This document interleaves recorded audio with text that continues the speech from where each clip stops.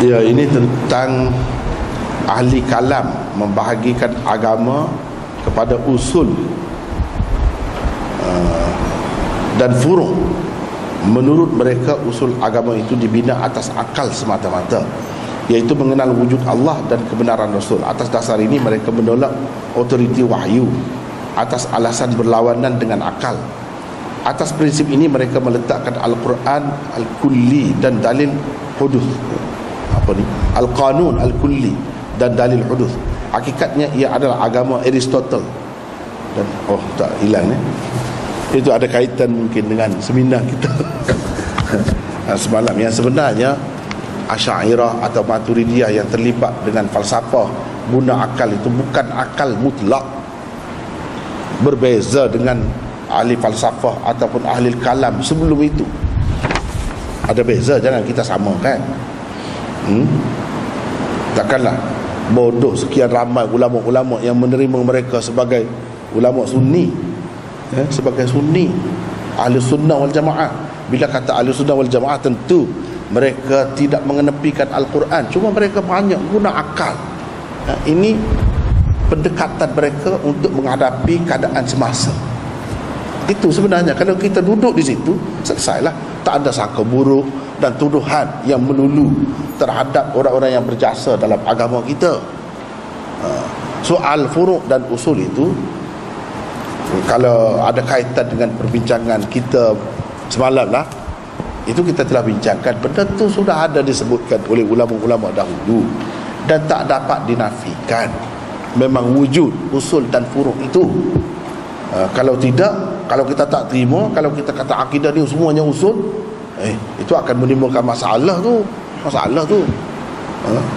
Jadi untuk, mungkin ada ramai di antara kita ni yang tak ikuti semalam, sila ikutilah. Ada rakaman perbincangan kita betapa banyak punya perbezaan antara ulama kita dalam bab akidah.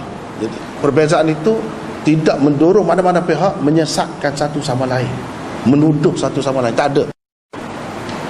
Sepatutnya kita duduk di situ, baru selesai. Kalau tidak, kita nak kata apa? Kalau jadi sesat, tak mungkin. Sebab itu kita kena terima usul itu. Kalau tak terima usul itu, habislah, rosak, bercelarulah. Jadi oleh kerana perbincangan kita semalam panjang, tengok situlah, tengok rakaman itu dulu. Dari segi nak mengatakan ulama-ulama ahlul kalam semua sekali ikut Aristotle, saya tak setuju. Mereka banyak bincang teori Aristotle, Plato, apa semua tu, dan bahas, tolak apa banyak. Itu peranan ahli kalam. Yang ahli hadis tak terlibat tu, mereka terus menjauhkan diri. Tapi orang ramai sudah terkena penyakit ini. Jadi nak bagi faham kepada orang ramai, dia kena bercakap mengikut bahasa itu juga. Itu saja sebenarnya. Bukan mereka percaya dan yakin nak pakai. Tidak. Sebab bila kita nak tolak fahaman itu, kita kena tahu fahaman itu macam mana. Sekadar itu ya. Apa yang dilakukan oleh ulama-ulama kita dahulu, boleh dilakukan oleh Asy'ariyah, Maturidiyah. Jangan kita melampau-lampau pula sehingga kata menuduh mereka ini tidak ahli sunnah atau betul-betul ikut Aristotle. Itu tak kena tu. Silap kalau macam tu.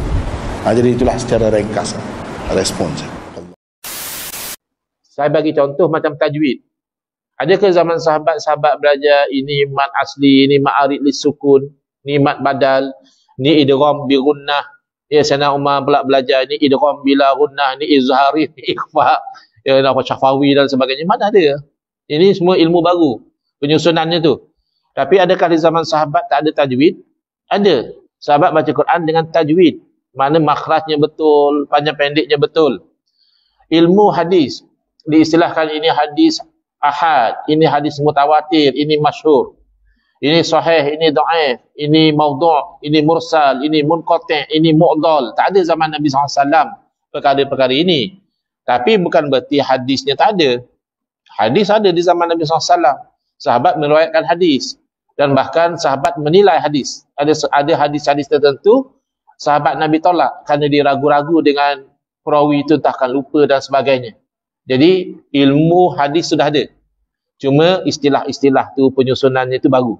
Samalah macam ilmu sifat 20. Ya, ilmu sifat 20 dah ada. Apa zaman Nabi orang tak tahu Allah wujud? Pasti sahabat nak tahu Allah wujud. Dan pasti sahabat tahu Allah wujud tidak ada permulaan, itu namanya kidam. Dan pasti sahabat tahu Allah wujud tidak akan binasa, itu namanya baqa.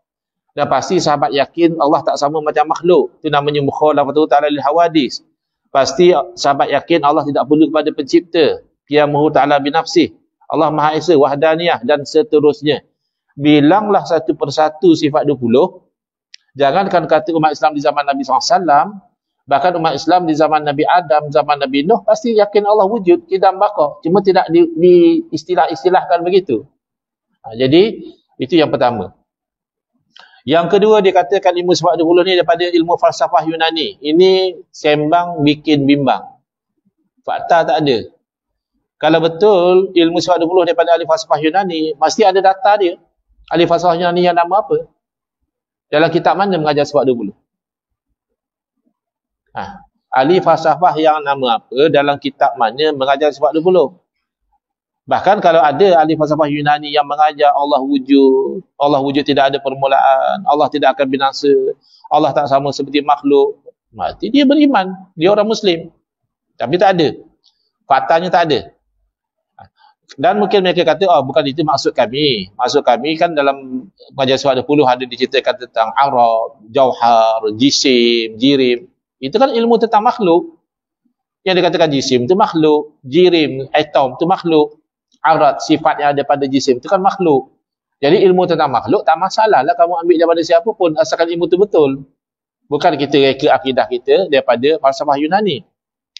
Tapi kan sama macam falsafah Yunani guna akal, sifat 20 pun guna akal. Guna akal bukan masalah falsafah Yunani. Guna akal masalah orang-orang yang berakal. Pasti dia guna akal dia. Bahkan kita dalam Islam, kalau tak ada akal, tak mukallaf. Kan syarat mukallaf akil. Akil balik sampai seruan Islam, barulah mukallaf. Kalau gila, tak payah cerita lah pasal hukum dia. Tak mukallaf.